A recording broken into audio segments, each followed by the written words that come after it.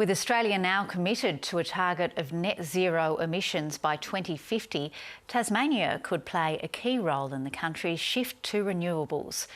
But there are calls for more comprehensive planning to ensure the state's renewable energy developments fit a long-term strategy. Pia Wersu has the story.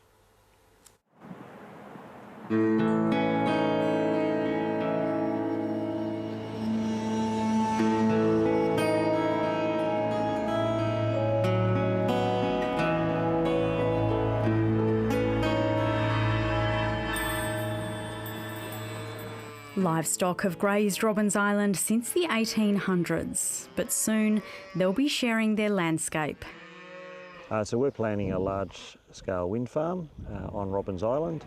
The proponents hope the public will be able to comment on a development application early next year, with construction of up to 122 turbines set to begin the year after. This project will provide low-cost, cheap, reliable energy into the grid. The state government has committed to a target of generating twice as much renewable power as we use here in Tasmania by 2040. That would allow for the export of surplus energy to the mainland, a project called Battery of the Nation. We have a tremendous opportunity here in Tasmania to more than play our part and to make it easier for the rest of the mainland to move away from coal-fired generation, from fossil fuel generation. There are at least 12 renewable projects on the table in Tasmania.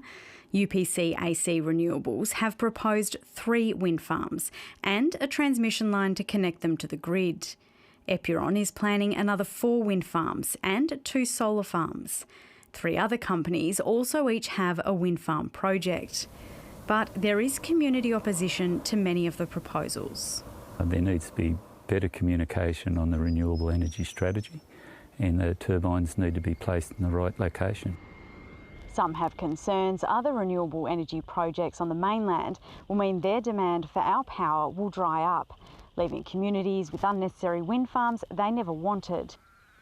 There are calls for a comprehensive statewide strategy to guide energy planning and renewables. We've got a renewable plan, we have a hydrogen strategy, we don't have a gas strategy as we speak, but there isn't any sort of overarching strategy linking all of those things together. Unfortunately, the state government does not have any guidelines about where wind farm developers can pick their sites. The Australian Energy Market Operator has identified 3 renewable energy zones in Tasmania, selected for their potential solar or wind resources, not environmental values. Just because the areas have been identified as a renewable energy zone doesn't mean there's an automatic approval. The approval to build a wind farm, say here at Robbins Island, is dependent on extensive planning approvals. Approvals some believe will power us into the future. Tasmania has some natural advantages and we should take advantage of that. Pia Wersu, ABC News, Robbins Island.